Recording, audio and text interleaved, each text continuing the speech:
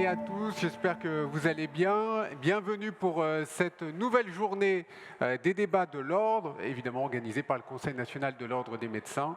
Je m'appelle Michael Zamès, je suis journaliste et je vais vous accompagner tout au long de cette journée.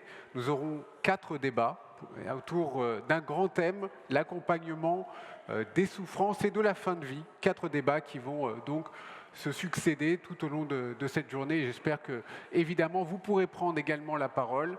Des micros vous seront distribués. N'hésitez pas, il faut que ça soit interactif. Donc, je compte sur vous et sur votre participation. Donc, pour ouvrir cette matinée, je vais demander au président du Conseil national de l'Ordre des médecins, Stéphane Oustric, de bien vouloir me rejoindre sur l'estrade. Je vous donne le micro. Debout ou assis, c'est votre choix. Christine.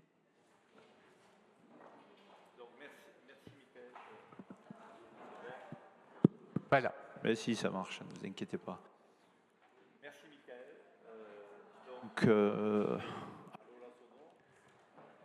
En régie, est-ce que ça fonctionne? Régie, ça fonctionne. Voilà, il faut le maintenir juste sur le menton.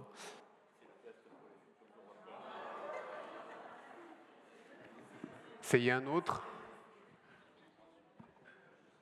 1, 2. Voilà, donc merci à toutes et à tous d'être là. Donc, on change un peu le cycle de fonctionnement du Conseil national avec dorénavant de nombreux débats qui auront lieu tout au long de l'année, des think tanks et une stratégie qui nous ramènera jusqu'au congrès de fin de mandat. Est-ce qu'en régie, quelqu'un peut venir, s'il vous plaît, pour les micros? Merci. Oh, non, c'est bon, le petit déjeuner est fini, merci.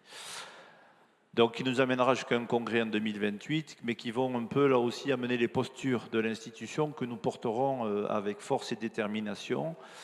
Et il était tout à fait logique, puisqu'on devait faire un débat d'ici la fin de l'année, que le premier soit quand même celui qui amène une vision forte de l'institution. Bien sûr qu'il y a des débats actuellement et des textes de loi qui sont en attente de publication, qui sont portés par la République et par l'ensemble de la société, sur lequel, bien sûr, nous ne manquerons pas d'intervenir et d'être totalement présents dans des postures qui sont importantes de garantir à l'ensemble des citoyens. Et moi, je pense que c'est la cellule, bien sûr, et la section éthique et déontologie qui est présidée par Christine Louis-Vada, qui va porter, avec l'ensemble des collaborateurs et des élus, la vision des médecins dans cette problématique. Et nous serons présents.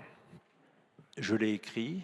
Il y a des éléments dans lesquels nous n'irons pas, nous ne transgresserons pas. En tout cas, l'avis des médecins. Bien sûr, nous avons pris une orientation on a pris quand même des informations auprès des médecins et vous allez y revenir tout au long de la journée. Mais je pense que certains éléments seront portés avec force. Un médecin ne donne pas délibérément la mort. Il y a des éléments de construction, c'est très clair. Il y a des éléments d'aménagement, c'est très clair. La société souhaite évoluer. Nous accompagnerons cette évolution. Pour autant, il y aura des éléments qui seront portés par les médecins, tous les médecins, dans tous les exercices et dans tous les milieux. Maintenant, il faut savoir comment ça va s'organiser. Alors bien évidemment, on s'en référera à la loi, mais on ne peut pas faire, on le voit bien dans le paysage. Moi, je vais être obligé de vous quitter rapidement parce que vous imaginez que le PLFSS actuellement, chacun y rajoute sa proposition de loi, son amendement ou des éléments. Donc, c'est un peu cacophonique, donc on doit repartir bien sûr à la tâche, mais on ne peut pas faire confiance qu'à la loi, parce que ça va engager tous les citoyens et toute la société et la nation dans ses choix. Il ne faudra pas être obtus ni totalement, on va dire, en manque d'écoute de ce qui se passe, mais pour autant, il y a des éléments forts. Et je pense qu'aujourd'hui, un des garants et un des phares qui nous reste un peu dans la société actuelle, c'est le médecin. Voilà. Et donc le médecin, il sera réellement à sa place, mais il sera à sa place. Il ne sera pas en dehors. Voilà. Donc je vais vous laisser à Christine, c'est la maîtresse d'œuvre aujourd'hui, c'est elle qui va tout gérer, donc si ça se passe bien, et ça va bien se passer, en fait c'est elle qui a tout fait, moi je n'ai rien fait, donc j'ai déjà trop monopolisé votre temps, donc je vous remercie, je vous confie dans d'excellentes mains. Donc Christine Louis-Vada, qui est présidente de section éthique, déontologie de l'Ordre, et merci d'applaudir le président. Merci Monsieur le Président, merci de votre confiance. et de me donner la possibilité d'organiser ce débat. Le contexte législatif qui nous réunit aujourd'hui est pressant et très clair. Débattre de la fin de vie demande toute notre humilité et c'est comme ça que dans la section déjà, avec Anne-Marie Trarieux, ce travail de réflexion a été mené. Également, il réclame notre exigence, une grande exigence pour se protéger des conséquences des évolutions de la société. Il nous s'agit, nous, ordre, d'évaluer et d'encadrer l'application des textes législatifs avec une volonté très forte de garantir le libre choix pour nos exercices de tous les médecins. Et ce libre choix ne doit jamais, en aucun cas, pouvoir être attaqué. Et nous y reviendrons dans la journée en parlant plus en détail de la clause de conscience. Les deux propositions de loi qui ont été adoptées en première lecture le 27 mai dernier interrogent très profondément nos valeurs, notre éthique professionnelle, notre identité et également la place du médecin au sein d'une société en mutation. Ils nous questionnent sur cette place au seuil de la fin de la vie. Et également, ils questionnent sur le rôle de la société dans l'accompagnement des souffrances. Ils questionnent également sur la solidarité, une solidarité nationale que l'on peut voir de différentes façons, pour les plus démunis, les défavorisés, les isolés. Également, ils nous mettent en lumière deux dilemmes extrêmement profonds. Comment concilier l'inviolabilité de la vie avec la volonté de nos patients, une volonté affirmée d'autre chose, d'une autre solution pour laquelle on ne peut pas répondre actuellement. Comment également encadrer, évaluer médicalement nos patients, ces demandes, évaluer s'il y a des pressions de l'entourage pour un choix libre et éclairé. Comment le faire justement? Alors le débat que nous allons avoir aujourd'hui n'a pas la volonté de cliver les choses. Au contraire, il faut dépasser le clivage pour arriver à dépasser un débat d'opinion, d'idéologie, dépasser ce sur quoi nous nous sommes arrêtés, nos positions personnelles aussi parfois, pour réfléchir à la place que nous avons, nous médecins, entre la science et la conscience. Et puis également se poser la question de l'écoute de l'autre, et puis de cette société en mutation, et du fait que nous devons entendre les évolutions qui sont portées par nos concitoyens. Voilà, je vais rendre la parole et je vous souhaite une très bonne journée de débat respectueux où nos expériences de terrain seront toutes portées à cette table et relayées par les intervenants que je remercie aussi de leur présence. Merci docteur, je vous laissez le micro. Et évidemment, on vous retrouvera un peu plus tard dans l'après-midi dans les débats où vous aurez un rôle de modératrice. Je veux également saluer nos deux juristes qui sont au premier rang, Audrey Vurpilla et Matt Desjonquières, qui seront avec nous, qui ont beaucoup travaillé sur ces questions et qui seront là pour éventuellement répondre sur des points clés dont on aura forcément besoin à un moment donné ou un autre. On va donc commencer cette première table ronde. Quel bilan pour les soins palliatifs et quelles perspectives pour l'avenir? Je vais appeler nos débatteurs, nos débattrices. Claire Fourcade, merci de bien vouloir nous rejoindre. Vous êtes ancienne présidente de la SFAP, Société française d'accompagnement et de soins palliatifs, médecin en soins palliatifs à Narbonne. Laura Arassus, merci de bien vouloir également nous rejoindre. Madame, vous pouvez vous installer juste ici. Madame Arassus, un petit peu là, au deuxième siège, si vous pouvez. Vous êtes médecin en soins palliatifs ambulatoires. Jérôme Pellerin, merci également, psychiatre à l'unité de soins palliatifs des Diaconesses à Paris. Nathalie Mahut, représentante de la JALMAV, merci. Monsieur là et madame ici. Et enfin, Sony Gène, qui est médecin en soins palliatifs à l'établissement en Guadeloupe et qui sera notre modérateur, conseiller national du Conseil national de l'Ordre. Merci, mesdames et messieurs, d'avoir accepté cette invitation pour débattre cette journée importante. Je vais donner la parole en tout premier lieu à notre modérateur Sony Gène. Donc, je le répète, vous êtes médecin en soins palliatifs en Guadeloupe. Quelles sont pour vous les espérances un petit peu de la loi sur les soins palliatifs et comment vous imaginez un peu la philosophie de ce débat?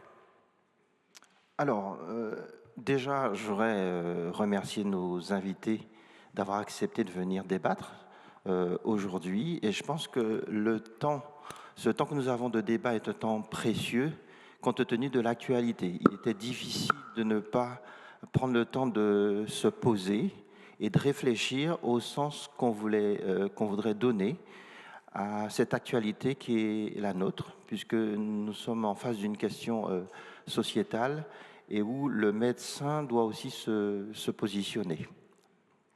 Voilà. Merci. Vous aurez donc ce rôle de modérateur, donc n'hésitez pas à prendre la parole et on vous retrouvera évidemment sinon en conclusion. Je vais commencer avec Claire Fourcade. Merci de bien vouloir prendre un micro, Claire Fourcade. Vous avez mené des enquêtes sur le terrain, notamment sur la question des soins palliatifs, mais qu'est-ce que ces enquêtes elles peuvent montrer? Elles montrent des difficultés qui sont liées notamment à l'exercice. Qu'est-ce que vous pouvez nous dire sur le terrain, des retours d'expérience que vous avez pu retrouver? Merci beaucoup, merci à tous.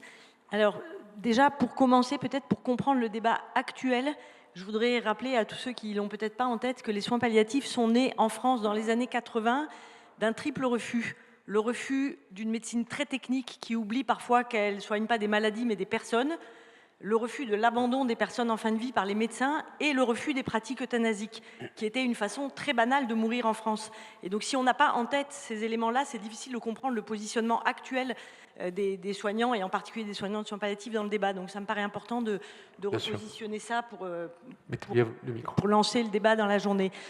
Alors effectivement, avec la Société française de soins palliatifs, on a là en ce moment deux propositions de loi, une sur les soins palliatifs et une sur le droit à l'aide à mourir, à plusieurs reprises pour prendre la parole dans le débat public.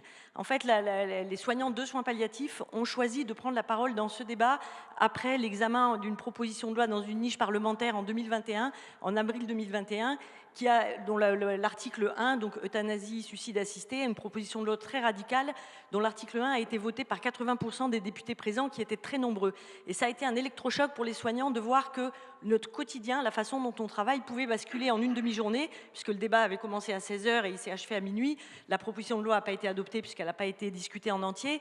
Mais en tout cas, on a vu que notre environnement de travail pouvait changer très rapidement sans qu'à aucun moment on ait été associé à cette réflexion. Et donc on s'est dit qu'on avait une part de responsabilité dans la qualité du débat qui ne nous avait pas paru à la hauteur des enjeux et que donc c'était à nous de prendre la parole. On prend la parole, nous les soignants, pas parce qu'on a des opinions ou parce qu'on a des convictions, mais parce qu'on a une expérience et des compétences.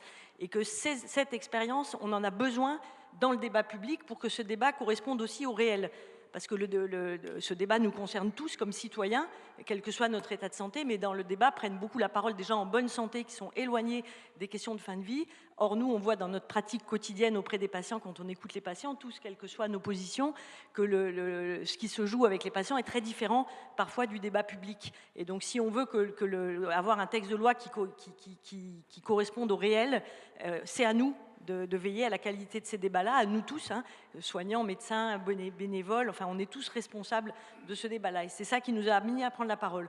Pour prendre la parole, on a sollicité les acteurs de soins palliatifs, puisque la SFAP porte la parole de ces acteurs-là, et donc on leur a demandé, on les a interrogés 3 fois, en 2021, en 2023 et en fin 2024, on a lancé une grande enquête, une consultation. On va refaire un épisode de consultation là, dans les semaines qui viennent pour avoir leur avis et donc que notre parole publique soit le reflet de ce qu'ils nous disaient. Donc sur la question de l'aide à mourir, on a lancé ce débat dans toutes les équipes de soins palliatifs en France, en interrogeant à la fois les soignants et les bénévoles. Donc je vais vous donner un petit focus sur les réponses des soignants. On a eu 2300 réponses, ce qui est très important, hein, puisque le monde des soins palliatifs est un petit monde, et donc ça veut dire que les soignants sont très impliqués dans ces débats-là. 63% des répondants n'étaient pas adhérents de la SFAP, donc ça c'est très important. Ça veut dire que l'ensemble des soignants se sont sentis impliqués et interpellés par ce débat-là pour répondre. Et donc, et ce qui est important aussi à noter, c'est que les réponses, globalement, je ne vais pas vous faire rentrer trop dans le détail, on pourra vous partager les réponses si vous le souhaitez pour ceux qui veulent, mais en tout cas, les réponses sont les mêmes, que les soignants soient adhérents ou non à la SFAP. Ça veut dire que l'ensemble des acteurs de soins palliatifs ont des positions quand même relativement proches sur ces sujets-là. Donc, ça, au niveau des médecins, ce qui ressort en particulier, c'est une grande inquiétude. Ce qui était important pour nous, c'est de ne pas demander aux gens est-ce qu'ils sont pour ou est-ce qu'ils sont contre une loi, mais dans notre pratique, nous soignants, qu'est-ce qu'on est prêt à faire? Et donc, l'ensemble des médecins qui répondent nous disent qu'ils sont prêts à accompagner des patients, à entendre des demandes, à accompagner ces demandes. Mais par contre, quand on leur demande s'ils sont prêts à faire un geste létal, prescrire, préparer un produit, injecter un produit. Là, on a plus de 95% des médecins qui refusent ces pratiques-là. Donc, c'est important d'avoir ça en tête pour comprendre là aussi les positions dans le débat et les prises de parole. Hein. Donc, c'est un refus qui est massif des médecins de soins palliatifs, donc ceux qui sont le plus fréquemment et le plus souvent et constamment dans leur pratique au contact des questions de fin de vie et au contact des personnes qui pourraient être éligibles au texte de loi. Il y a une très grande réticence des médecins et beaucoup d'inquiétudes. Beaucoup d'inquiétudes sur l'impact sur les équipes soignantes, beaucoup d'inquiétudes sur les pratiques. 52% des médecins nous disent qu'ils utiliseront leur clause de conscience, ce qui peut paraître assez peu, parce que 25% nous disent qu'ils démissionneront et qu'ils quitteront leur poste. Donc quand je donne ces chiffres, tout le monde me dit « mais ils ne le feront pas », peut-être. Mais en tout cas, au jour d'aujourd'hui, je peux vous dire qu'on ne peut pas se permettre d'en perdre un seul. Donc 25% encore moins. Hein, on a déjà du mal à recruter, c'est compliqué. Donc voilà, ça justifie cette inquiétude. Et ceux qui ne répondent pas, qui nous disent « je ne sais pas », quand on leur demande un commentaire, ils nous disent « c'est tellement compliqué pour moi, c'est tellement difficile de me projeter là-dedans que je ne peux pas répondre ». Parce que c'est trop difficile de répondre. Donc c'est important d'avoir en tête ce que suscitent ces questions-là dans les équipes de soins palliatifs et dans le quotidien. Donc ça, c'est le premier élément sur la proposition de loi sur l'aide à mourir. Je vais essayer de ne pas être trop longue. La deuxième enquête qu'on a faite beaucoup plus récemment, qui est là par contre sur le développement des soins palliatifs, puisqu'on s'est aperçu avec la stratégie décennale qui se met en place pour les soins palliatifs et puis la proposition de loi qui arrive, l'objectif est toujours de rendre les soins palliatifs accessibles à tous. C'était déjà dans la loi en 1999, l'accès universel aux soins palliatifs.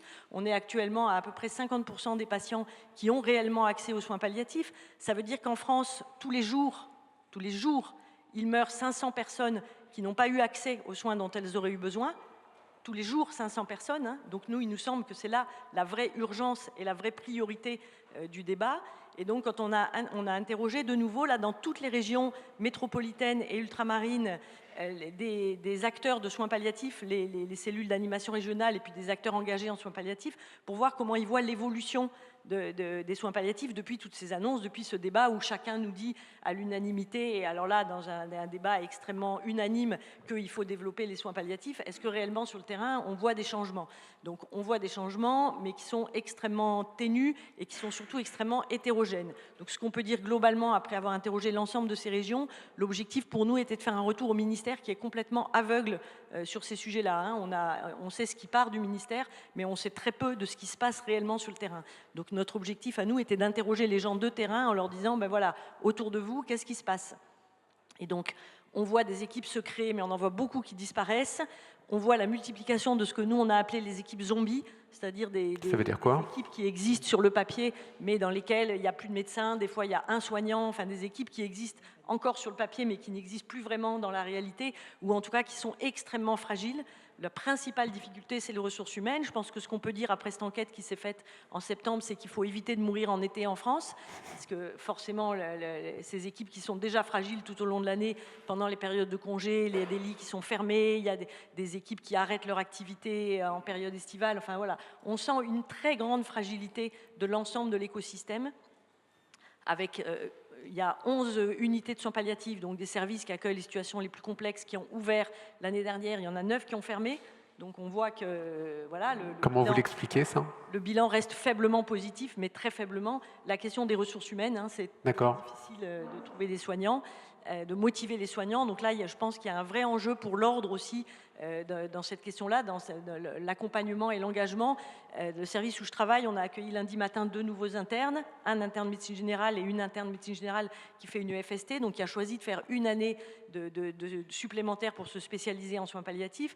Et elle me dit qu'elle a dû se battre contre le département de médecine générale et contre ses maîtres de stage qui lui disent « mais il ne faut pas faire ça, tu es trop jeune, c'est trop difficile, qu'est-ce que c'est que cette idée ?» Voilà, donc il y a un vrai, je pense, un travail collectif à faire pour combattre cette idée que les soins palliatifs, c'est difficile. C'est vrai que ce n'est pas toujours un exercice facile, mais c'est aussi un exercice extrêmement riche, extrêmement un travail d'équipe, un travail collégial, une médecine qui est indispensable. On a besoin de pouvoir accompagner ces personnes jusqu'à la fin de vie. C'est notre rôle, c'est le boulot des médecins de faire ça, à domicile et en institution.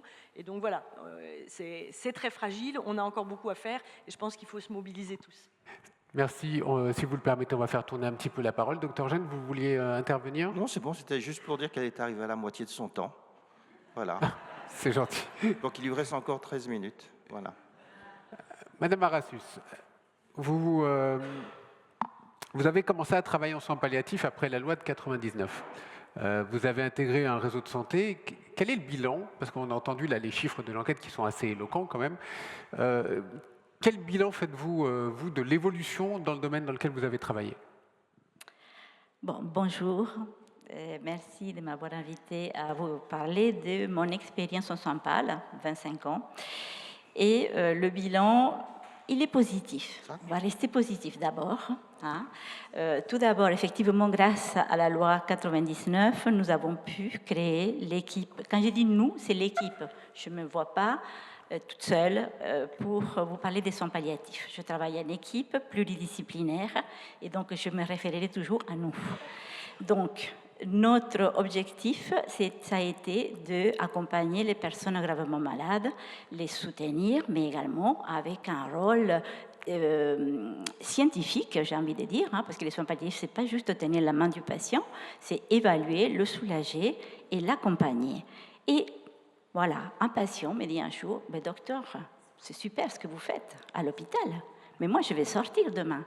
Qui va venir s'occuper de moi? Qui pourra, comme vous, m'aider, m'accompagner, soulager mes douleurs ?» Donc ça, c'était dans les années 99, 2000. Donc je me suis tournée vers des professionnels qui commençaient justement à vouloir mettre en place un réseau de santé. Et dans le 78, c'était le docteur Noël Vescovalli, c'était un médecin généraliste avec le docteur Jean-Claude Darieux. Et tous les deux, ils ont vraiment mené un travail formidable, ils ont réussi à avoir un financement. Et moi, j'ai eu la chance, parce qu'en fait, c'est aussi une question de chance. J'ai eu beaucoup de chance d'être choisie parmi les candidats pour être le premier médecin coordinateur. Et donc, avec elle, à ses côtés, j'ai appris à ce que c'est la médecine libérale, à comment mettre en place un réseau de santé. Un réseau de santé, ça ne se décrète pas. Ça s'est construit, ça s'est co-construit avec les professionnels du domicile. Vous ne pouvez pas aller s'occuper des patients si vous ne connaissez pas le terrain. Qu'est-ce que ce médecin peut faire? Est-ce qu'il peut se déplacer à domicile? Est-ce que nous avons des infirmières? Est-ce que nous avons des prestataires de services?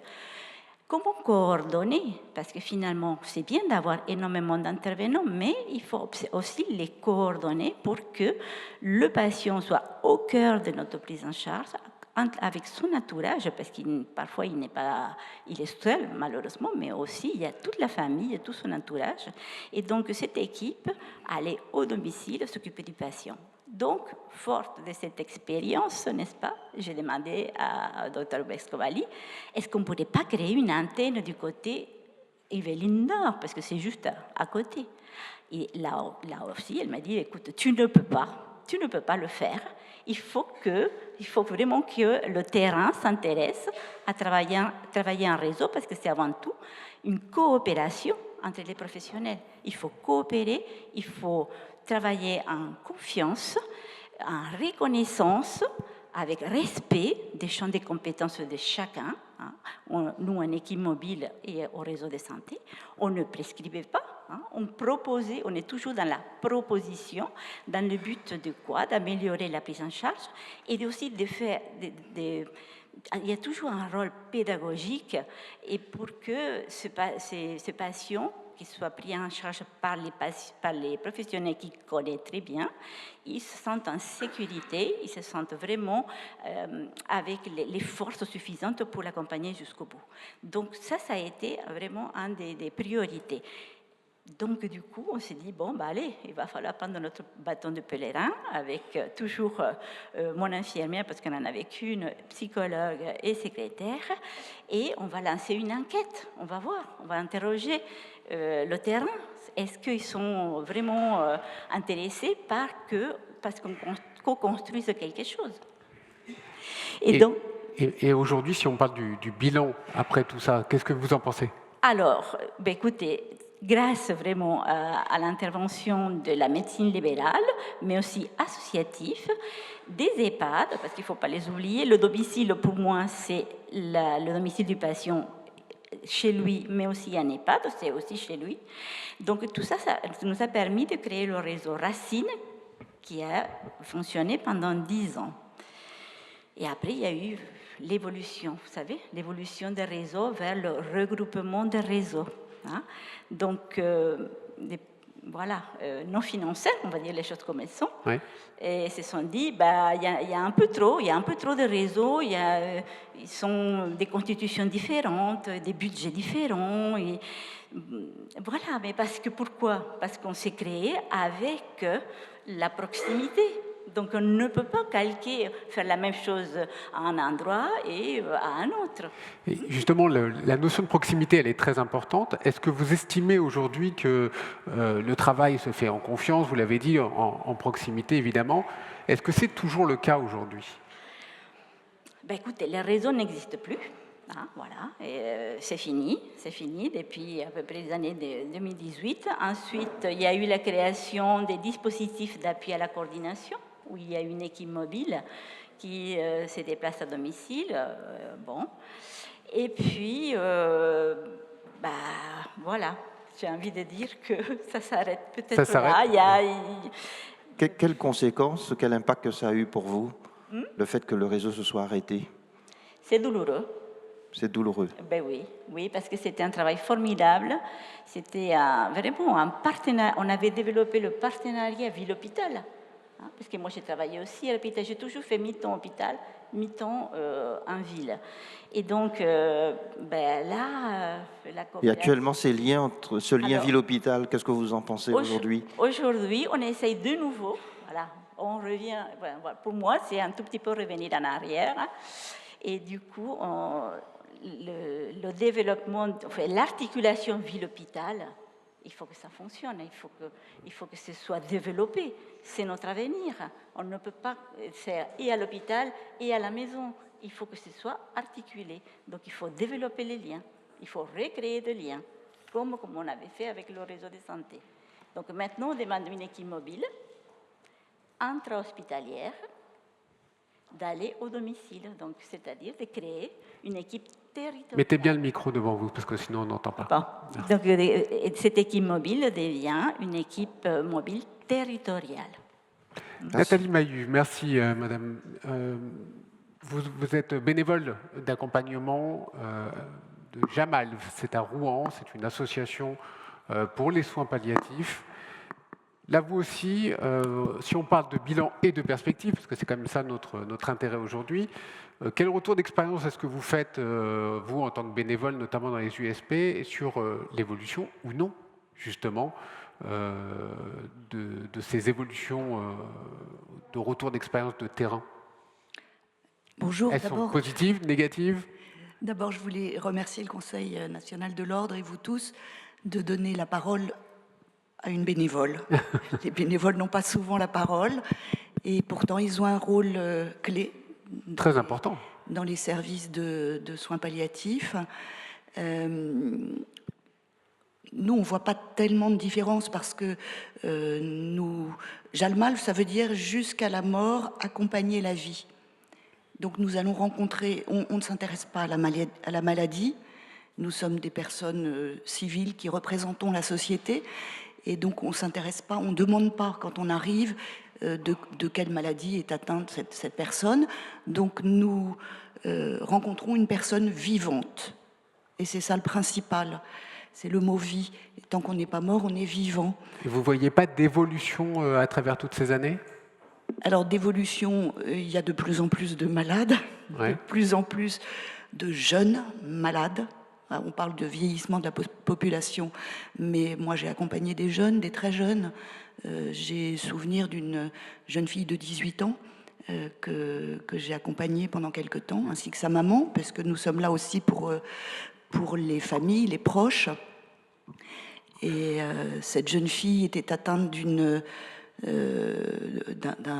tumeur au cerveau qui n'était pas guérissable et qui souffrait le martyre. Aucun antalgique, aucun morphinique n'arrivait à la soulager et elle nous suppliait de la faire mourir.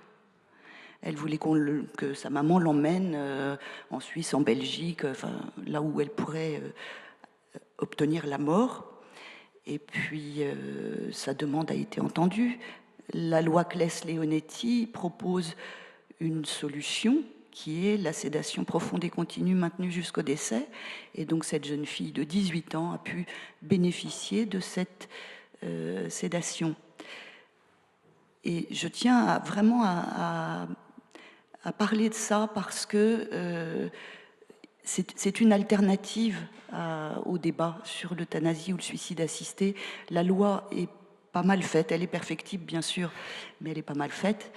Et si elle était appliquée, connue déjà des soignants, des médecins, et pratiquée quand elle s'impose. Oui, mais maintenant la loi va certainement être votée, peut-être, on ne sait pas, on va savoir un peu le parcours législatif, mais donc il va falloir s'adapter certainement sur cette nouvelle loi. Vous, ça va avoir un impact sur votre quotidien? Nous ne pouvons pas répondre aux demandes des patients. C'est vrai que j'ai rencontré des personnes qui souhaitaient mourir, bien sûr, mais à partir du moment où on est là, où on les écoute, où on entend leurs demandes, déjà, elle a été formulée et elle s'estompe.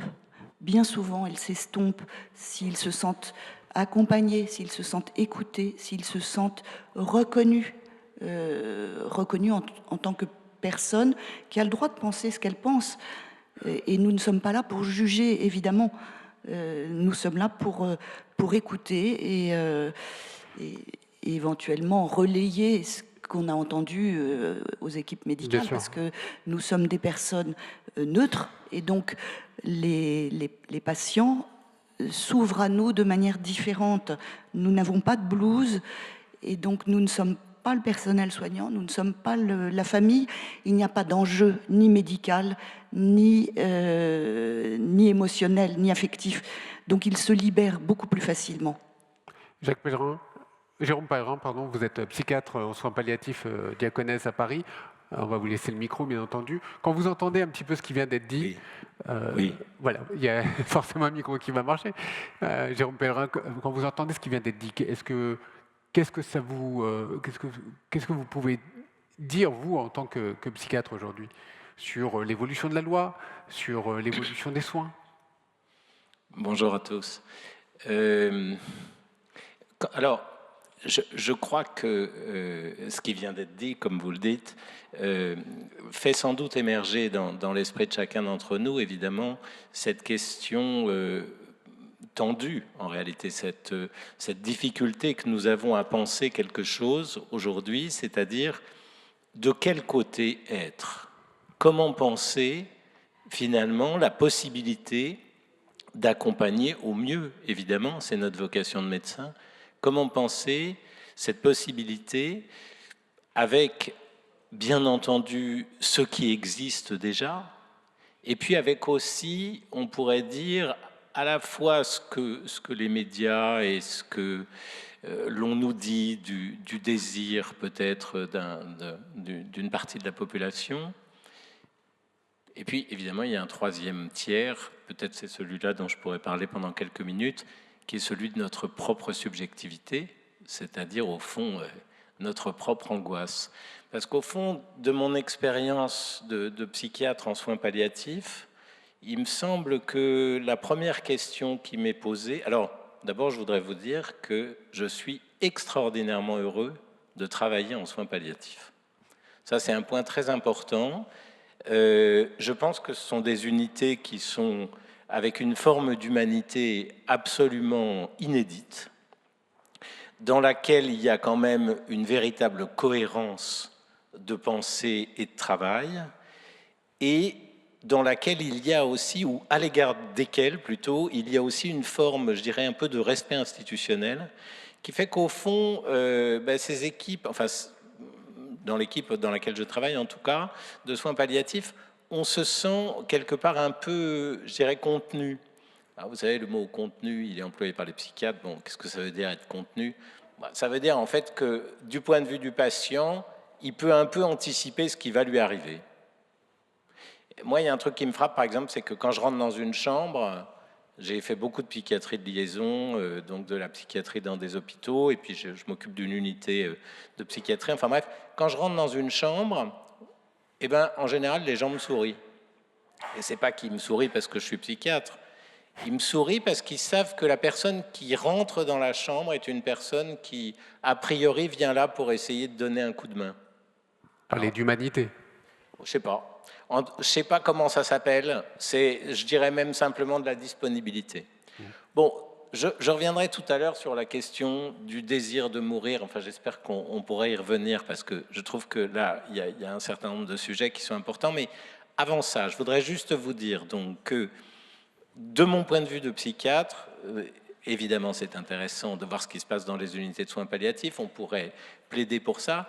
Et peut-être pour vous donner quelques illustrations, je voudrais vous dire deux choses. La première, c'est que, évidemment, comme vous le concevez tous, ce que l'on a à gérer d'un point de vue psychiatre, mais en fait plus généralement, à mon avis, en soins palliatifs, en premier lieu, c'est l'angoisse. En tout cas, je veux dire du point de vue psychique, indépendamment des ordres somatiques, etc. Ce que l'on a à gérer, c'est l'angoisse.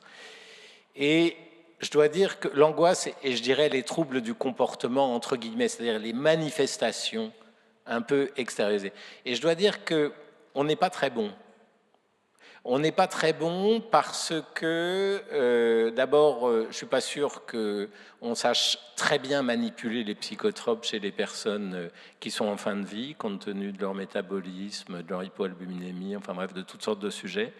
Mais en plus, parce que je pense qu'on accumule quand même beaucoup les psychotropes, qu'on les accumule avec des antalgiques, et qu'en réalité, il faudrait évaluer ça de façon assez précise, mais que le résultat aujourd'hui, il est quand même qu'on a trois grandes catégories de patients. On a des patients qui sont vraiment pas calmes, on a des patients qui sont douloureux, puis on a des patients qui sont, je dirais, endormis, en fait. Et en réalité, je me demande dans quelle mesure on ne passe pas d'une catégorie à une autre, ou on ne cherche pas avec les psychotropes à passer d'une catégorie à une autre. Autrement dit, j'ai l'impression, d'une certaine façon, qu'on est à la fois dans quelque chose d'extraordinairement humain, mais on est aussi dans quelque chose qui, à l'égard, je dirais, des données scientifiques, reste encore peut-être un peu archaïque.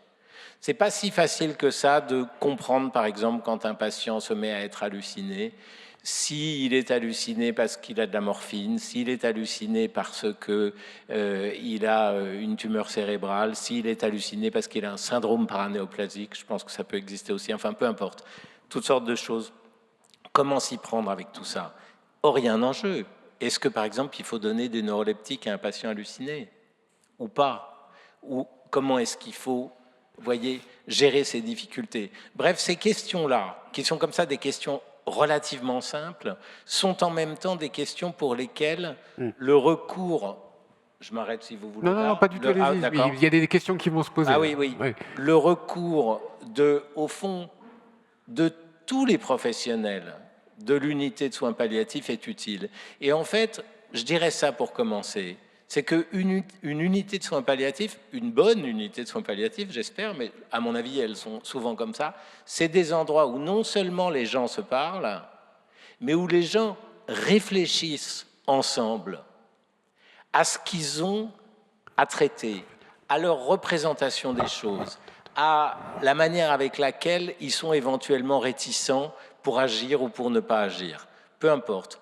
Donc ça, c'est un premier point. Angoisse, trouble du comportement. On en fait quelque chose, on en fait peut-être quelque chose d'un peu stéréotypé, on en fait sans doute quelque chose qui pourrait être amélioré, notamment mieux, je dirais, évalué au plan scientifique, mais en tout cas, on en fait quand même quelque chose, et je pense que ça justifie peut-être, en fait, d'une certaine manière, l'existence des soins palliatifs, rien qu'à ça, enfin rien qu'à soi seul. C'est-à-dire que peut-être est-ce qu'il y a dans cette réflexion sur l'angoisse, sur la manière d'accompagner quelqu'un qui finit sa vie, dans cette réflexion-là, peut-être qu'il y a quelque chose qui, effectivement, est utile à toute la société et est utile à tous les médecins dans toutes leurs pratiques. Donc ça, c'est un point qui est très important. Et j'ajouterai un deuxième point avant, évidemment, que le débat se poursuive. J'aurais bien d'autres choses à dire, mais c'est que...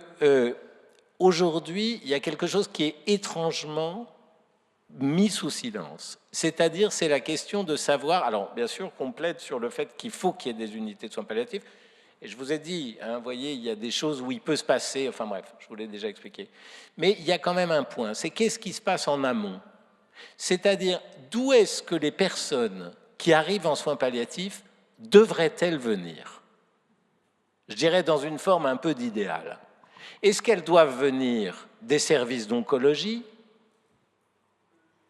ou des services de médecine interne, enfin bref, ou des services de neurologie?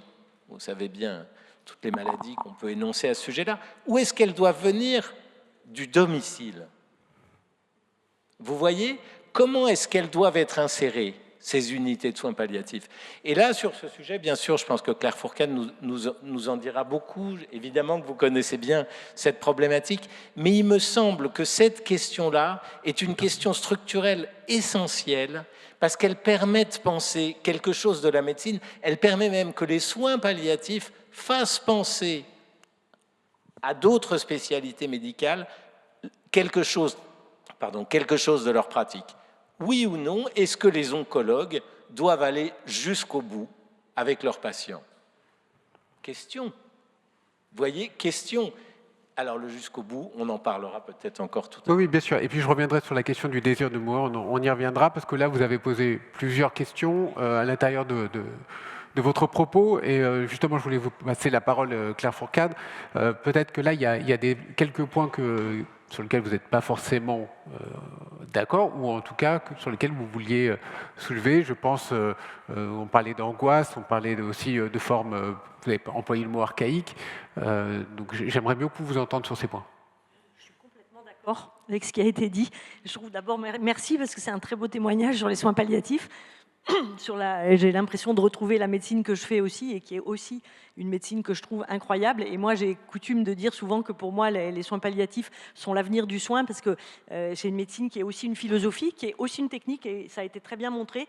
On a à être bon, on a à être compétent et on est tout à fait archaïque dans la recherche et on a beaucoup à faire. Mais pourquoi? Alors justement, archaïque, moi j'aimerais savoir pourquoi. Probablement parce que je pense, alors ça c'est une explication personnelle, mais une lecture que je fais, c'est que souvent les soignants qui se dirigent vers les soins palliatifs sont des soignants qui ont le goût peut-être davantage, parce que il y a plein de façons différentes de faire de la médecine, et toutes sont utiles et indispensables, mais ceux qui choisissent souvent les soins palliatifs sont des gens qui ont le goût d'abord de la relation, souvent davantage que d'une dimension plus scientifique de la médecine. Et que donc, c'est pas assez poussé. Et vient après, elle est en train de se développer, mais c'est sûr qu'on a du retard. Là, je pense qu'il n'y a rien à dire, on ne peut que être d'accord. Est-ce qu'il faut privilégier le lien ou la recherche? Alors, on a besoin de tout, c'est sûr, et c'est pour ça qu'on a besoin de bras. Mais ce qui est intéressant dans ce qui a été dit, je trouve l'ensemble, c'est on a besoin justement de ce regard global. On a besoin que les soins palliatifs c'est pas seulement la médecine de la fin de vie, c'est la médecine qui accompagne la vie avec une maladie grave. C'est-à-dire quand on est atteint d'une maladie grave qui ne va pas guérir, ça change les priorités. Parce qu'on ne va pas guérir, il y a des choses qu'on n'est pas prêt à accepter. Il y a des soins agressifs, parfois invasifs. Ça pose la question que posait Jérôme là, de l'obstination déraisonnable. Et donc, on essaye de développer le plus possible des soins palliatifs précoces, c'est-à-dire d'accompagner les gens tout au long de la maladie, parfois dès le diagnostic, pendant plusieurs mois, plusieurs années, pour être présent tout le long. Et donc, ce n'est pas seulement la médecine de la fin de vie. Et donc, cette question de comment arrivent les patients, je pense qu'elle est vraiment là.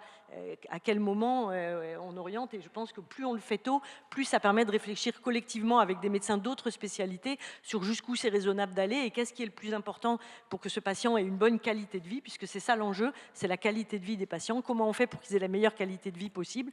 Plus on va le réfléchir tôt et plus on peut aussi respecter les choix des patients. Nous, on fait beaucoup ce que j'appelle des discussions anticipées et pas des directives anticipées, c'est-à-dire tout le long de la maladie, discuter avec les patients de qu'est-ce qui vous fait peur, qu'est-ce que vous souhaitez, qu'est-ce qui vous inquiète, qu'est-ce qui est important pour vous, pour que les choix des patients puissent être le reflet de leurs valeurs et de ce qui compte pour eux. Et du coup, Madame Fourcade, où en est la recherche par rapport à ce domaine des soins palliatifs? Puisqu'on parle d'archaïsme, où en est la recherche finalement aujourd'hui? Quel bilan qu'on peut faire de la recherche en soins palliatifs aujourd'hui?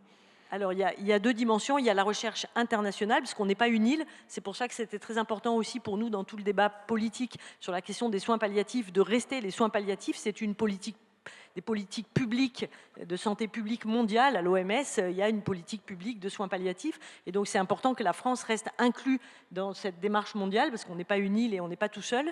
Et en France, par contre, la construction de la recherche, c'est la dimension universitaire. On a actuellement en France 14 professeurs associés de soins palliatifs. Et on a depuis la rentrée, depuis le mois de septembre, le premier PUPH de soins palliatifs. C'est le premier. Et donc, on voit bien que ça se développe tout doucement. On a 4 mètres de conférences. Enfin, voilà, c'est très lent. L'inclusion dans les facs est très lente. Et donc, on a besoin, là aussi, du soutien de la communauté médicale pour arriver à développer cette médecine-là, pour qu'elle puisse après être au service de l'ensemble des patients, pour tous les médecins qui accompagnent des patients en fin de vie, c'est-à-dire pas du tout seulement les médecins de soins palliatifs, mais la médecine générale, toutes les spécialités qui sont confrontées à ces questions de fin de vie. Et là, vous posez aussi la thématique de la formation, quelque part. Peut-être qu'on peut aussi poser cette question, Jérôme Pellerin, sur la formation. Est-ce que vous estimez, vous, et je demande à tous les docteurs, que la formation est suffisante aujourd'hui? Et Laura Arassus, après, vous témoignerez juste après. Jérôme Pellerin, Laura Arassus ou... allez. Non. Laura Arassus. Allez, on y va. Oui. Non, la formation actuellement en soins palliatifs n'est pas du tout suffisante pour les futurs médecins. Nous recevons maintenant des étudiants en médecine et des externes. Dieu merci, parce que finalement, c'est vraiment un espace d'ouverture, de débat, de réflexion. Ça nous amène vraiment à beaucoup réfléchir en équipe. Et je pose la question à un étudiant qui revient chez nous en fait, pour faire son stage de super externe. Ça, j'ai beaucoup aimé. En fait, c'est juste avant de commencer son internat. Elle a eu 1 mois avec nous, 1 mois et demi de retour dans le service. Et je lui demande, bon, d'accord, combien de temps tu as eu en formation de soins palliatifs à la fac? Il m'a dit 3 heures. Oui, 3 soins heures. palliatifs et 3 heures douleur. Donc en tout 1 heure. Et attendez. Et avant, donc il a dû apprendre le pavé soins pal douleur, passer l'examen et ensuite il y a un soignant des soins pâles qui vient à la fac parler des soins palliatifs. Mais ils avaient déjà tous passé l'examen, réussi ou pas. Donc, ce n'est pas suffisant. Non, parce que Claire Fourcade disait, je suis désolé en aparté, c'est combien, 7 heures? 7 heures sur 10 ans. Oui, non. Et pile poil dans la moyenne. Voilà. Donc, c'est ce que douleur et soins palliatifs, les deux. Hein. Oui, c'est ça, en fait. Hein. Et donc, voilà. Après, il y a des formations spécialisées en soins pâles, mais une fois que vous avez le diplôme. Mais il faut absolument encourager les jeunes, il faut absolument qu'ils viennent dans les services, qu'ils découvrent les soins palliatifs avec nous, pour justement qu'ils n'aient pas peur de s'engager dans cette voie, qu'ils fassent comme on a déjà vu des jeunes qui ont envie de faire moitié du temps, un temps partiel à l'hôpital avec les soins pâles ou en réseau ou à domicile, et l'autre moitié du temps en libéral. Donc ça, c'est hyper enrichissant pour tous. Hein, parce qu'eux, ils vont connaître le monde libéral et tout ce qui est, tous les professionnels qui gravitent autour du patient. Et d'un autre côté, ils vont avoir aussi la partie hospitalière avec les médecins des spécialités, avec la possibilité de participer aux RCP, au staff, aller voir le patient. Donc tout ça, ça crée des liens et tout ça, ça nourrit la réflexion. Parce que comme on disait Claire, les soins palliatifs, c'est avant tout une réflexion au quotidien sur notre façon d'agir, sur notre façon de faire, sur notre capacité d'écoute empathique. C'est vraiment le débat éthique, il est omniprésent en soins palliatifs. Donc, dans perspective d'avenir, on pourrait dire que la formation, c'est une priorité. C'est une priorité, mon point de vue, oui. Et il en va de même, Madame Mayou, parce que j'imagine que vous, en tant que bénévole, vous le sentez, ça, que le médecin n'est peut-être pas assez informé ou formé? Oui, effectivement, on intervient dans des services qui sont des services de soins palliatifs ou assimilés, avec des lits dédiés. Donc, effectivement, les personnes qui sont là, elles ont eu soit un DU de soins palliatifs... Ou une expérience, en tout cas, suffisante. Donc Oui. elles sont quand même formées. Mais tout à l'heure, je parlais de la loi Claes-Leonetti, il y en a beaucoup qui ne la connaissent pas. Ce qui est quand même... Oui, parce que quand on a préparé le débat, vous m'avez dit qu'ils ne sont pas informés ou suffisamment informés. Et ça c'est quelque chose qui vous est resté. Oui, tout à fait. On voit un manque de connaissances et une peur. Ça engendre une peur. C'est vrai qu'en soins palliatifs, il y a beaucoup de morts. Bien sûr. Donc ça fait peur. Et Jérôme Pellerin parlait d'angoisse, de peur. Ça, c'est quelque chose aussi. Quel est votre rôle, vous, quand vous arrivez pour lever ces angoisses et ces peurs? On parle de formation. Je pense effectivement que la position qui vient d'être énoncée, celle qui consiste à penser qu'il faudrait former davantage de personnes aux soins palliatifs est par définition une bonne position. Maintenant, à quoi est-ce qu'il faut former chacun? Est-ce qu'il faut former chacun à supporter justement qu'on n'arrive pas toujours au bout de toutes les difficultés, ou est-ce qu'il faut former quelqu'un à ne pas passer à côté d'un problème, je dirais, qui pourrait être résolu, problème en réalité souvent technique et médicale? Cette question, elle doit rester ouverte, elle est très importante, parce que moi je dirais que à la fois la formation est essentielle et qu'en même temps, comme vous le savez sans doute, la formation peut mener d'une certaine manière à des convictions qui sont parfois un peu aliénantes. S'il s'agit d'une formation qui seulement ouvre, qui accueille les gens qui ont envie de mieux comprendre, de mieux mettre à l'épreuve leur savoir, de cette expérience de l'accompagnement dans la fin de vie, bien sûr, formons tout le monde.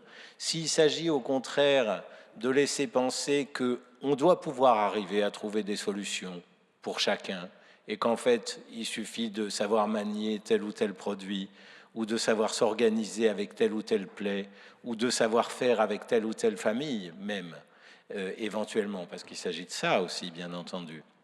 À ce moment-là, effectivement, on aura un soin technique, on aura un soin utile, bien entendu, on aura même un soin fondamental.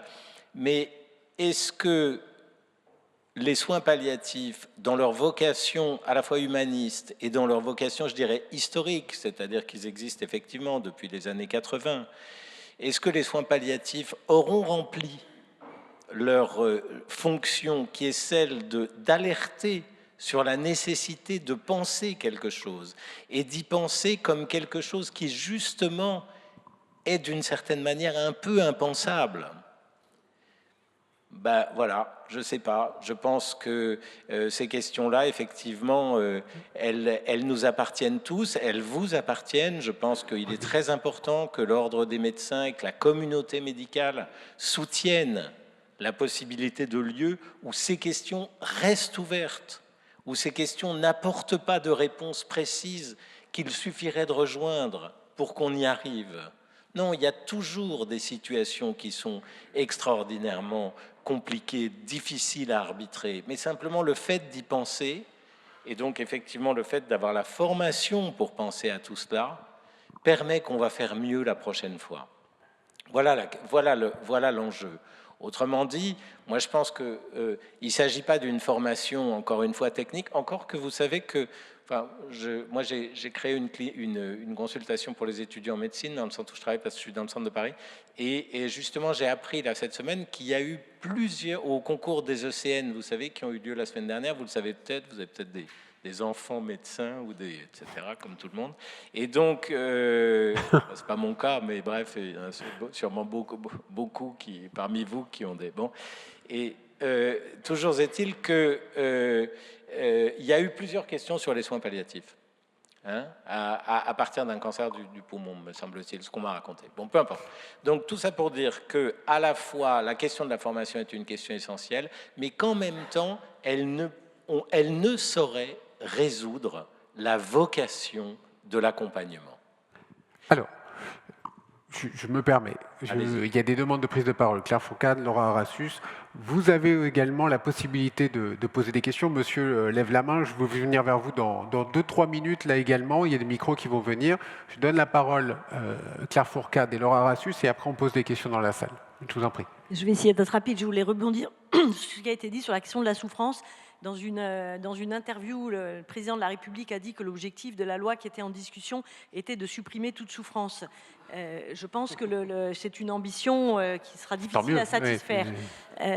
Voilà, je pense que, et c'est une question pour nous tous, nous travaillons sur une ligne de crête permanente. La loi actuelle nous permet de tenir cette ligne de crête entre ne pas laisser souffrir, ne pas faire mourir, penser cette question de la souffrance, de la place de la souffrance dans la vie en général et en fin de vie en particulier, mais en tout cas, comment on tient cette ligne de crête. Et puis, ce que je voulais dire aussi, peut-être pour une vision plus globale du débat, c'est qu'il me semble que la question qui est posée dans le débat public auquel on réfléchit tous, c'est pas la question de la demande de mort.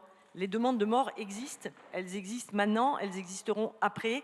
Il y a tout un travail pour nous aussi, et tous, soignants ou bénévoles, à écouter cette demande. Comment on écoute, comment on laisse de la place à cette demande. C'est notre travail aujourd'hui. La question qui nous est posée, c'est comment collectivement on répond à cette demande de mort. Et je trouve que c'est important de ne pas confondre les deux questions. La demande de mort existe, elle existera, elle est beaucoup moins fréquente que ce qu'on croit, mais elle existe et elle demande à être entendue, elle n'appelle aucun jugement et elle doit être écoutée. La question, c'est collectivement comment on répond. Aujourd'hui, notre société répond non à la demande de mort. Que ce soit par une tentative de suicide ou que ce soit en fin de vie, la société dit non. Vous avez voulu mourir, vous avez fait plusieurs tentatives de suicide, on vous réanime, vous êtes en fin de vie, vous demandez à mourir, on a réfléchi, on a pensé une loi qui propose un cadre pour vous accompagner, mais on ne vous fait pas mourir. Et donc le débat qui nous mobilise tous, et qui nous préoccupe pour certains, c'est comment on répond. Est-ce qu'on change la réponse? Est-ce que dans certaines conditions, lesquelles, comment, où est-ce qu'on met les limites? Comment on trace la ligne qui sépare les souffrances à qui on dit oui des souffrances à qui on dit non? Dans quelles circonstances est-ce qu'on pourrait choisir collectivement de répondre oui à la demande de mort? Et je crois que c'est important de bien comprendre ce débat-là pour ne pas se tromper de question. C'est pas question de porter un jugement sur la question de la demande de mort, mais de savoir comment collectivement on veut y répondre. Et collectivement, donc Laura Arassus, et après vraiment collectivement, on va aller dans la salle. Oui, rapidement, pour revenir sur la formation. En fait, moi j'entends la formation, elle est indispensable pour nos futurs médecins, mais pour les faire réfléchir que les soins palliatifs, c'est une prise en charge globale du patient, mais on le fait. Et les décisions, ce sont des décisions en collégialité. On ne peut pas faire... Moi, quand je commençais, j'avais des chefs de service qui me disaient « Moi, je sais faire les soins palliatifs, je m'en occupe. » Et en fait, les soins palliatifs, c'est un travail pluridisciplinaire. C'est un travail d'échange, de partage, de concertation pour avoir ensuite des décisions concertées. Et ça, on doit prendre... Moi, c'est là où je dis que pour les jeunes, il faut absolument... que ce message passe pour que eux, quand ils sont des professionnels, voilà, disent « Ah, j'ai un patient soins palliatifs, voilà, j'ai besoin d'aide. » Voilà, tout ça, je n'arriverai pas, parce que c'est trop complexe. À la fin de vie, comme vous venez de le dire, c'est trop complexe, ce n'est pas du ressort d'une personne. C'est tout. Merci beaucoup. Alors, j'ai vu beaucoup de mains se lever. Il y a monsieur qui a été le premier, je suis désolé. Présentez-vous en une petite phrase, levez-vous si vous pouvez, et puis posez votre question ou interpellation et on essaiera d'y répondre. Oui, je suis le docteur Hervé Mignot, je suis médecin d'une équipe mobile de soins palliatifs dans le département de l'Indre, dans le Berry, qui couvre tout le département, et je suis conseiller ordinal. Ça fait 40 ans que je consacre ma vie professionnelle à l'accompagnement des malades en fin de vie, depuis la circulaire Larorque, en 86. Je voulais dire, pour rester vraiment fidèle à l'intitulé de la table ronde, c'est quel bilan des soins palliatifs. J'ai connu l'époque où la morphine était très peu prescrite, elle faisait peur, où les malades mouraient dans des conditions terribles. J'ai connu l'époque où des médecins passaient incognito, faire des euthanasies dans les services à la demande ou pas, des malades et des familles. J'ai vu des soins qui étaient très douloureux et qui n'étaient pas prémédiqués. Tout cela, depuis 25 ans ou 30 ans, a vraiment changé. Les soins palliatifs ont pu développer des techniques, des approches, des façons de rentrer en relation avec les patients et leurs familles qui ont complètement modifié cette perspective-là. Réellement, les soins palliatifs, ça marche, et des études ont même montré qu'aujourd'hui, les soins palliatifs prolongent l'espérance de vie des malades, plutôt que la poursuite des chimiothérapies à tout crin. Donc véritablement, le bilan, c'est que ça fonctionne, sauf qu'un malade sur deux n'en bénéficie pas. Et donc, imaginez dans notre territoire, si nous avions le traitement d'une pathologie qui marche, mais dont la moitié des patients ne bénéficieraient pas, ça serait un très grand scandale. Ce n'est pas le cas pour les soins palliatifs. Alors, qu'est-ce qui fait que ce n'est pas le cas? La culture des soins palliatifs n'est pas rentrée dans les mœurs. Et nous autres médecins sommes pour partie responsables de ça. Il faut se le dire. Moi, je suis rentré comme conseiller ordinal parce que justement, les propos de Didier Sicard, dans un rapport qu'il avait mené qui impliquait notre profession, disaient bien que beaucoup de médecins ne font pas appel aux soins palliatifs ou font appel trop tard. Les soins palliatifs, ce n'est pas la mort moins le quart. Je ne cesse de le dire auprès de mes confrères. Ce n'est pas que la mort moins le quart. Et donc, beaucoup de nos confrères, encore, ne font pas appel. Il y a un progrès au niveau des nouvelles générations. Un autre triste bilan, c'est que l'organisation de la filière soins palliatifs n'est pas assurée. Encore aujourd'hui, les patients, notamment atteints de cancer, mais pas que, les patients de pathologies neurologiques ou les personnes tout simplement âgées, notamment démentes, ne sont pas repérés en amont et adressés aux équipes ad hoc pour le jour où elles commencent à se, entre guillemets, se dégrader. Enfin, elles ne se dégradent pas, les personnes, elles suivent leur processus de vie. Ce sont les corps qui se dégradent. Eh bien, le jour où leur état général se dégrade, qu'on puisse anticiper la prise en charge. Ça fait 30 ans qu'on le demande. 30 ans que nos amis oncologues continuent, pour certains, pas tous heureusement, à administrer des thérapeutiques qui n'ont plus lieu d'être et sans faire appel à ceux qui seraient justifiés. Donc, le bilan des soins palliatifs, c'est celui-là. Et enfin, je voudrais juste aussi amener un élément de contexte. Je travaille dans un des départements les plus désertifiés de France. La perspective des soins palliatifs s'inscrit dans un temps où presque 25% de la population n'a plus de médecin traitant. Dans un département où aussi les personnels, le système de santé est en grave crise.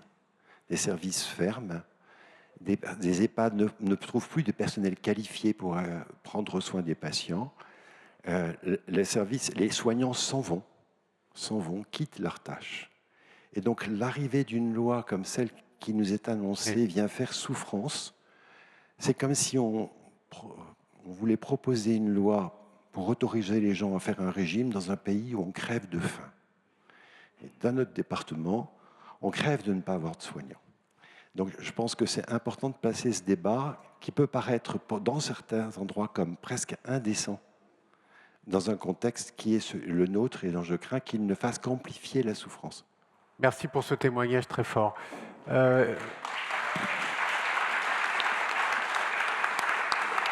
J'ai bien noté les points saillants de votre question ou d'interpellation. On va y revenir. Et il y avait des demandes de prise de parole à nouveau. Si on pouvait donner le micro, madame. Merci. Oui, merci. Sarah Dochy, je suis présidente du Centre national des soins palliatifs et de la fin de vie, qui est une structure publique d'expertise et de référence pour l'information des citoyens et des professionnels sur la fin de vie et les soins palliatifs, structure par définition non militante. Et je voulais simplement rebondir sur la question de la formation des médecins et de la possibilité d'anticiper les choses pour les patients. Je pense qu'il y a un rôle absolument majeur des médecins dans cette information des patients. Et je voulais partager avec vous simplement quelques chiffres issus d'un sondage BVA que le Centre a réalisé fin 2024. 51% des Français pensent être bien informés sur la fin de vie. Il n'y en a que 11% qui le sont effectivement de manière précise. 54% des Français pensent savoir ce qu'est la sédation profonde et continue jusqu'au décès. En tout cas, ils pensent connaître le terme. Il y en a encore 40% parmi ces 54 qui la définissent de manière erronée. Et en matière d'obstination déraisonnable, puisque ça a été mentionné, il y a encore 30% des Français qui ne savent pas qu'un médecin a le droit de refuser un traitement au titre de l'obstination déraisonnable. Donc, je voulais partager avec vous ces chiffres parce que je pense que un des éléments de l'appropriation des soins palliatifs par les Français, c'est la possibilité pour les médecins d'en parler tôt. Parler de leurs droits peut être une façon de le faire, parler des soins palliatifs aussi. Alors, pour les soins palliatifs, on a eu une bonne nouvelle, puisqu'environ 60% des Français interrogés, 1000 Français avec un échantillon représentatif, environ 60% savaient définir correctement les soins palliatifs. Ça ne veut pas forcément dire qu'ils seront capables de les demander. Et on sait qu'au moment de la fin de vie, au moment où on voudrait anticiper la fin de vie, ce qui peut être des mois avant, il y a une espèce de collusion entre médecin et patient, le patient se disant « je ne vais pas trop parler de ça » et le médecin se disant « s'il ne m'a rien demandé, je ne vais pas lui en parler ». Et ceci pour dire que je pense que dans la formation des médecins, il est capital que les médecins apprennent qu'ils doivent être le relais de ces informations vers les patients, parce que le jour où un patient sera capable tout seul de dire « mais je sais que j'ai droit aux soins palliatifs, mais je sais qu'il y a des choses prévues dans la loi pour moi, mais redites-moi ce que c'est que la sédation profonde et continue », les médecins pourront peut-être en parler plus facilement et l'anticipation sera plus facile. Voilà, je voulais simplement contribuer au débat en partageant ces chiffres. Merci beaucoup. Cette notion de relais, on va y revenir. Je vais prendre encore une ou deux questions et après on va essayer de répondre aux thématiques et évidemment on essaiera de revenir. Je vous en prie, allez-y. Moi, je suis le docteur Bertrand, médecin généraliste, mais je suis aussi maman d'un jeune homme de 37 ans et demi qui est polyhandicapé de naissance, vraiment lourdement polyhandicapé de naissance. Moi, ma question, déjà, je vous remercie tous d'être présents et de parler de ce problème de soins palliatifs, parce qu'effectivement, tout ce qui est des personnes polyhandicapées, malheureusement, ils ont été exclus des soins palliatifs pendant très, très, très longtemps. On commence à peine à les intégrer dans le cursus de prise en charge de soins palliatifs pour les personnes lourdement polyhandicapées. Or, leur espérance de vie se prolonge et on se pose la question toujours de la douleur, de savoir comment est-ce qu'on peut les aider dans leur douleur, les accompagner dans leur douleur. Et la troisième chose, c'est que moi, je voudrais savoir pour la fin de vie, puisque ce sont apparemment maintenant, ils ont le droit d'aller voter, quelle que soit la personne, même complètement polyhandicapée, ils ont le droit d'aller voter. Pourquoi ils n'ont pas le droit ou comment est-ce qu'on peut faire pour qu'ils puissent aussi bénéficier de soins de fin de vie, de soins d'accompagnement et le droit de mourir dans la dignité et que les médecins n'aient pas peur, enfin que le corps médical n'ait pas peur de les aborder, toutes ces personnes polyhandicapées qui malheureusement ne peuvent pas s'exprimer, ne peuvent pas parler, ne peuvent pas dire leur douleur et qu'on néglige, excusez-moi, on néglige parce qu'ils sont apathiques dans leur lit, on ne sait pas quoi leur donner comme médicament parce que ça a des effets secondaires et je peux vous dire que pour l'entourage, c'est très très difficile actuellement et les ministères ne veulent pas nous entendre parler. Voilà, merci. Merci madame. Merci beaucoup. Oui, il y a à nouveau des demandes encore. Madame et monsieur.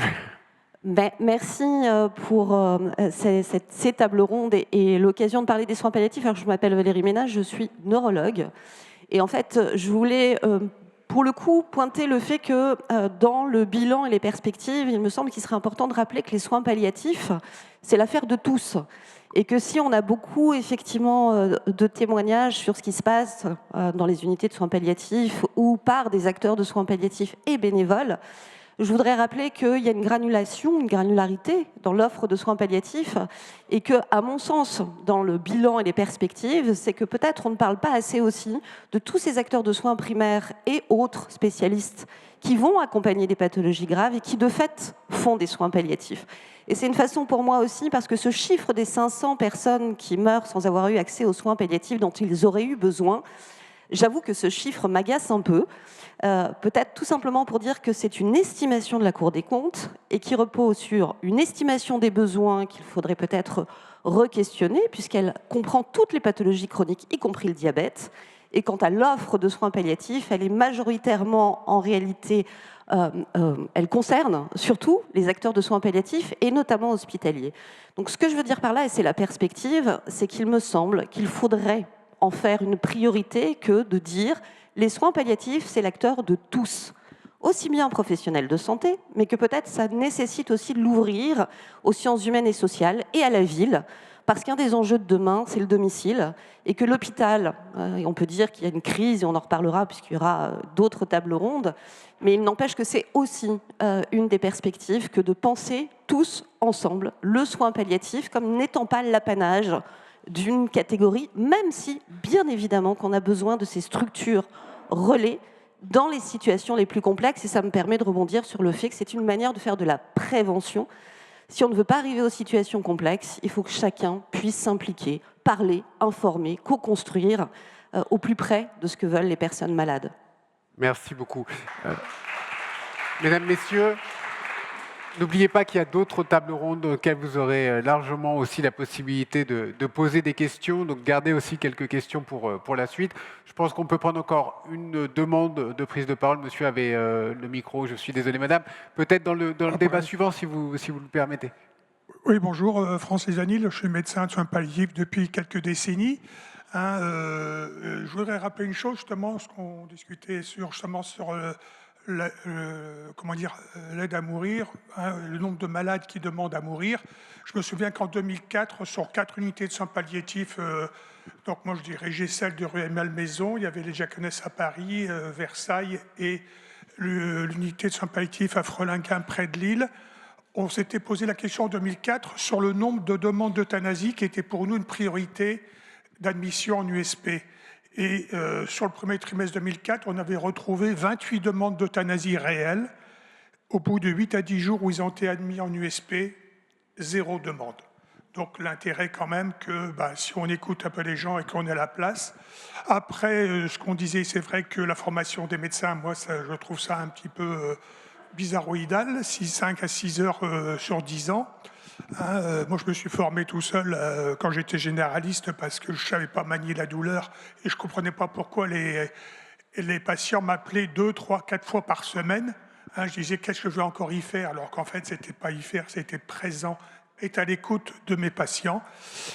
Et puis voilà, et puis les soins palliatifs, moi, ça m'intéresse. Et là, justement, je suis médecin co en EHPAD et je viens d'intégrer un projet de soins palliatifs dans le projet d'établissement en me disant que les résidents en EHPAD, c'est leur domicile. Il y a 80% des Français qui veulent mourir à domicile. Donc j'ai dit, on va développer les soins palliatifs et permettre à nos résidents de mourir dans l'EHPAD avec l'équipe qu'ils connaissent et non pas dans un couloir ou dans un box. Félicitations. Voilà, madame, je ne veux pas faire de déçu, donc prenez le micro et ce sera la dernière question pour cette table ronde. Ce sera très bref. Moi, je suis le docteur Schlumberger, je suis neuropédiatre en milieu hospitalier.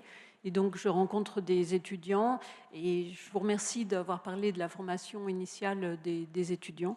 Ça me fait penser à ce rapport de l'Académie de médecine qui parlait de 2024, la culture générale, pilier d'une médecine humaniste. En fait, la complexité d'affronter la mort ou les décisions des personnes, je crois qu'elle est aussi vieille que l'humanité, et il s'agit de remettre une culture humaniste pour que nos débats ne soient pas dans la technicité ou telle formation en soins palliatifs, mais dans une culture profonde de ce que la vie est une maladie mortelle et que ça va être difficile et que on ne va pas simplifier avec un soin, il va falloir, si on veut faire une bonne médecine, développer des équipes qui puissent prendre le temps de réfléchir, prendre le temps d'écouter les personnes, mais que je rejoins le docteur Pellerin, il n'y aura pas de solution simple. une formation humaniste de base pour tous les médecins et pour toute la société, pour les journalistes et pour les députés qui risquent en une après-midi de séance de changer des choses qui sont dans notre civilisation très... voilà, donc on a mis longtemps à construire un respect de la gravité de la vie. Merci. Merci. Alors, on va essayer de reprendre un petit peu toutes les thématiques qui ont été abordées. Et encore merci de votre participation. Gardez bien des questions pour la suite, évidemment. Peut-être on peut commencer par la question de la culture des soins. Vous en avez parlé. C'était aussi une des premières interpellations. Comment est-ce qu'on fait justement pour développer cette véritable culture du soin? Peut-être Jérôme Pellerin, Madame Arassus sur ces points et Dr Gène éventuellement. Oui, en fait, alors, oui. Oui, l'acculturation, en fait, c'est l'acculturation de soins palliatifs, c'est amener les soignants à réfléchir sur la prise en charge des patients. Et je dis toujours, comme on se déplace dans tous les services de l'hôpital, et donc nous sommes avec les internes régulièrement, je dis tout ce qui est techniquement possible de faire n'est pas éthiquement souhaitable pour le patient. Est-ce que ce que tu es en train de faire, ça va apporter au patient un bénéfice? Quels sont les risques encourus? Donc, vous voyez, cette façon de l'amener à réfléchir sur sa pratique lui permettra plus tard, en tout cas je l'espère, de pouvoir réfléchir aux patients, avant tout aux patients, et ensuite à la maladie. Mais c'est vrai que quand on est tout seul, ce n'est pas si évident que ça. Donc, une équipe tierce, une équipe de soins palliatifs. Je reviens à l'intervention de la personne qui disait que les soins palliatifs, ce n'est pas réservé à l'hôpital. Non, ce n'est surtout pas, ni en structure spécialisée. Ça concerne tous. Pour autant, il faut quand même avoir un minimum de connaissances, d'appétence pour cette médecine avec cette approche éthique avant tout, et s'entourer des compétences, des personnes qui vont nous aider à prendre en charge les patients. Encore une fois, les soins palliatifs, c'est un... Surtout quand on arrive en fin de vie, parce qu'on l'a bien dit, les soins palliatifs, c'est du moment où il y a une maladie chronique évolutive avec tous les symptômes d'inconfort qui vont apparaître avec l'évolution et qui vont s'accentuer et se complexifier en fin de vie. Là, on a vraiment besoin d'être avec d'autres pour réfléchir comment optimiser les soins pour ce patient avec les ressources qu'on a, parce qu'on n'en a pas beaucoup. Jérôme Pellerin, notamment, je voulais qu'on essaie de répondre à une des dernières prises de parole sur la culture humaniste. C'est aussi, ça en fait partie. La culture humaniste. L'humanité, on en a un petit peu abordé tout à l'heure, mais cette culture du soin palliatif, oui, l'acculturation, comme disait Madame Arassus. Oui, non, mais je crois que ça a été beaucoup dit. Je pense que c'est un peu en filigrane. Il n'y a aucun doute que les soins palliatifs doivent être une discipline qui est totalement, je dirais, articulée avec d'autres disciplines, y compris des disciplines non scientifiques. D'ailleurs, on voit très bien dans les congrès de la SFAP que finalement, il y a toutes sortes de personnes qui interviennent et qui viennent apporter une contribution.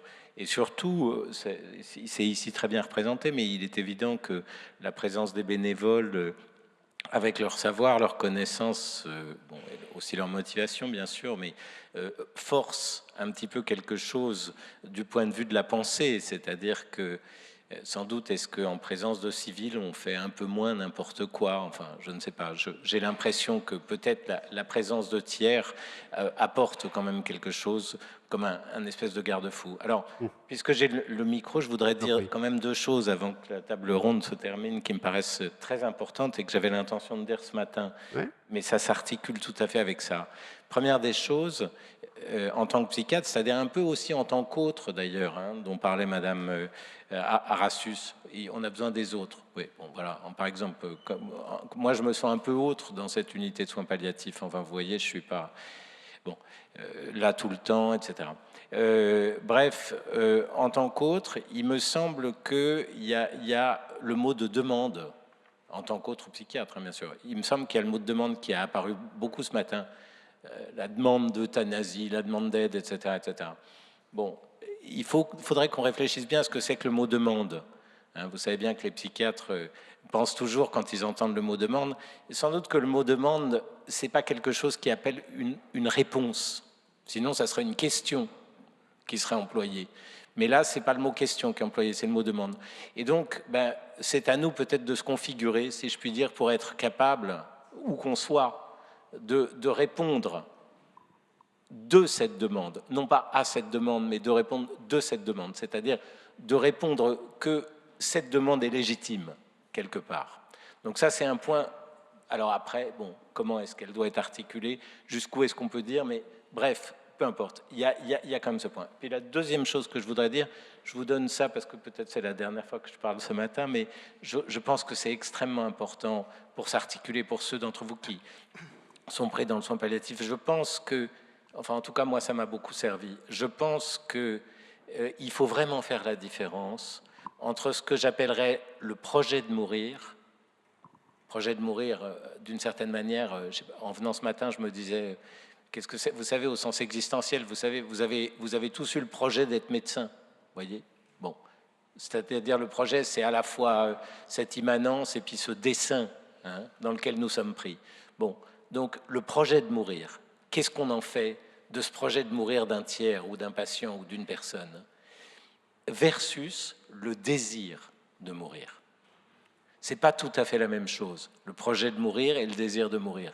Il y a dans le projet de mourir de quelqu'un quelque chose de parfaitement entendable qu'il faut s'efforcer effectivement d'accompagner. Et je ne sais même pas s'il y a besoin de sa demande pour qu'on accompagne quelque chose. Et puis il y a de l'autre côté le désir de mourir qu'il faut sans doute articuler avec de multiples choses, en sachant que de toute façon, on n'arrivera jamais à tout comprendre du désir d'un autre. Heureusement d'ailleurs. Il faut aussi accepter quelque chose, si je puis dire, de son expression et je dirais de la possibilité éventuellement que ça nous transforme nous-mêmes.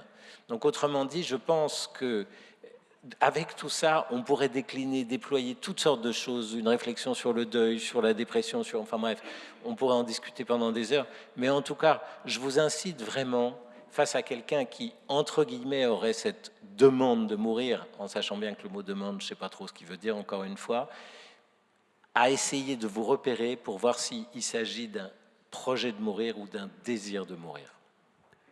Moi, je pense que j'ai fait passer mon message, ça me va. Et je pense qu'il a été entendu. Bon, très bien, merci. Pierre Fourcade, vous avez entendu aussi les différentes prises de parole. Bon, je ne reviendrai pas forcément sur la question du sondage BVA, les fameux chiffres des 500 que vous avez évoqués tout à l'heure, sauf si vous le souhaitez.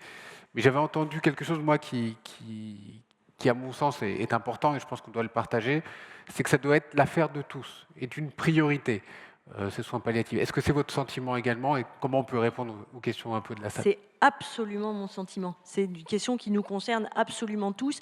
Il est complètement illusoire de penser que les soignants pourraient régler, les soignants déjà au sens large, et en particulier les soignants de soins palliatifs qui sont un tout petit nombre, pourraient régler la question de l'accompagnement de la fin de vie en France. C'est une question qui nous concerne tous comme citoyens. L'accompagnement n'est possible que si toute la société s'y met, si toute la société vient dire à chaque personne « tu comptes pour nous ». Et parce que tu comptes pour nous tous, on se met ensemble pour t'accompagner. C'est ça que viennent dire les bénévoles dans nos services, mais c'est ça qu'on a tous à aller dire partout. Et donc là, à aucun moment, il faudrait donner l'impression que l'accompagnement ou cette question-là serait réservée à un petit nombre de soignants. On a tous à s'y mettre. Et c'est pour ça que moi, je rêve. Tous les Français savent que les antibiotiques, c'est pas automatique et que le gilet jaune, c'est moche, mais ça peut vous sauver la vie. Mais combien savent que parler de la mort, ça fait pas mourir, et que les soins palliatifs, ça ajoute de la vie au jour. Enfin, je veux dire, quand est-ce qu'on verra sur les murs? Et je pense que là, il y a un vrai travail, puisqu'on est tous d'accord, puisque les députés sont tous d'accord, communiquons, informons et parlons des soins palliatifs. C'est absolument notre affaire à tous. Et donc celle des soignants aussi, mais pas seulement, ça c'est sûr. Sur les 2-3 points donc, qu'on évoquait, le sondage BVA, etc., est-ce que là-dessus vous avez quelque chose à ajouter avant qu'on donne la parole pour une Alors moi, je veux juste dire un petit mot pour la question du handicap, oui, qui effectivement est une question complexe. Et donc il y a un groupe de travail soins palliatifs et handicap, dont l'objectif est de faire travailler ensemble justement des acteurs de soins palliatifs et des acteurs du monde du handicap pour essayer de s'enseigner les uns les autres et de progresser, parce que c'est une question très difficile, hein, cette question de comment on entend, comment on comprend, comment on accompagne et comment on soulage. Et donc voilà, il y a encore beaucoup de travail à faire, hein. Quand on disait tout à l'heure qu'il y a des choses sur lesquelles on était encore en retard, ça fait partie des champs de progrès et des perspectives à ouvrir. Il y a un très grand nombre de groupes de travail actuellement qui existent pour travailler sur les soins palliatifs et la maladie de Parkinson, sur les soins palliatifs, enfin, plein de domaines de complexité où c'est difficile, où on a besoin, avec la cardio, avec la néphro, il y a des groupes de travail conjoints qui se mettent en place pour mutualiser nos compétences et essayer de progresser dans tous les champs du soin. Les soins palliatifs, on est beaucoup en cancéro, mais on a beaucoup à sortir de ce monde-là et à accompagner la fin de vie partout où elle est. Et puis je voudrais juste resituer un peu différemment, peut-être dans notre perspective, sur les questions qu'on se pose, la question du serment d'Hippocrate, parce que voilà, on cite souvent le serment d'Hippocrate qui dit « je ne dois pas donner la mort ». Serment d'Hippocrate a 2600 ans. Je trouve qu'il y a intéressant dedans, c'est que ça veut dire qu'il y a 2600 ans, on se posait déjà ces questions-là.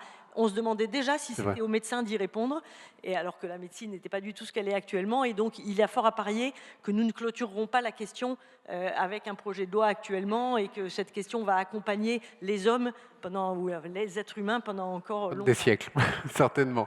Madame Mailloux, peut-être quelques mots de conclusion de votre côté, parce qu'on a entendu aussi cette fameuse question du relais médecin-patient. Ça peut être aussi intéressant d'avoir votre sentiment en tant que bénévole. Alors, moi, je voulais juste dire d'abord que c'était passionnant, tout ce qu'on entend. Qu'il y a 3 mots que je retiens et qu'on a entendus. L'humanité. Nous, bénévoles, on vient représenter la société en toute humanité auprès des patients et auprès des soignants également. Humilité devant le mystère de la personne que nous accompagnons, personne qui est remplie d'une vie passée et qui a encore de la vie en elle. Et puis solidarité de la société vis-à-vis de toute personne, et notamment des plus fragiles et des plus vulnérables. Ça peut justement porter le docteur Gène pour quelques mots de conclusion, si vous voulez bien, en tant que modérateur, car nous arrivons à la fin de ce débat. Merci. J'aimerais déjà remercier nos intervenants pour la richesse des retours, des expériences que vous avez pu nous livrer, ainsi que ceux qui sont intervenus au niveau de la salle. Alors, ce que j'ai retenu par rapport à cette première table ronde, c'était que par rapport à cette nouvelle loi sur l'aide à mourir, il y avait une importance que les soignants puissent prendre la parole, puisque ce sont eux qui sont sur le terrain, et que leurs réalités sont souvent différentes du débat public. La deuxième chose aussi que j'ai retenue, c'est que les soignants sont très impliqués, bien sûr, dans ce débat, qu'il y avait une grande inquiétude des médecins, notamment ceux des soins palliatifs. On a évoqué un certain nombre de difficultés aussi qui seront rencontrées sur le terrain. C'était la disparition de certains réseaux de soins palliatifs et qui avait une nécessité maintenant de recréer un lien ville-hôpital et de continuer à travailler sur ce lien ville-hôpital. On a pu se rendre compte aussi de l'importance du rôle des bénévoles, puisque le bénévole représente bien sûr la société et bien sûr la solidarité, puisque ça fait partie du triptyque républicain. Ainsi, on a pu voir aussi qu'il y avait un certain nombre de priorités qu'il fallait dégager. C'était la priorité à l'accessibilité aux soins palliatifs.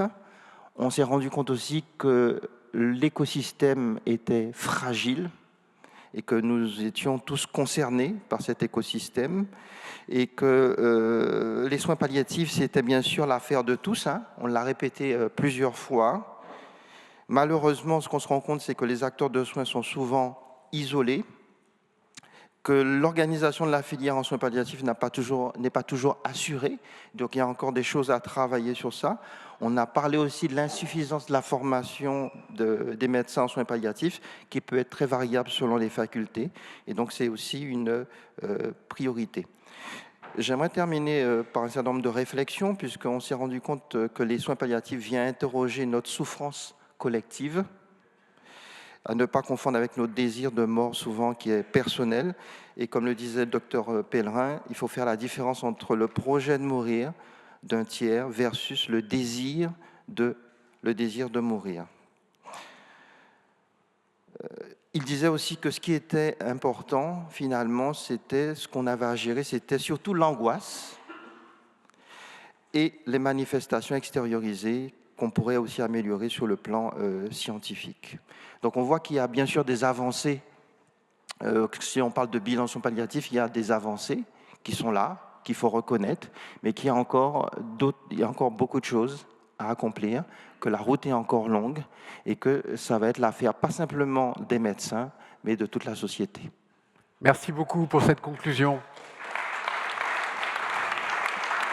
Merci à tous les 5, merci pour la richesse de ce débat. Il va y avoir une petite pause au temps d'un café et on se retrouve à 11h20 pour un autre débat sur les enjeux économiques et sociétaux. À tout de suite.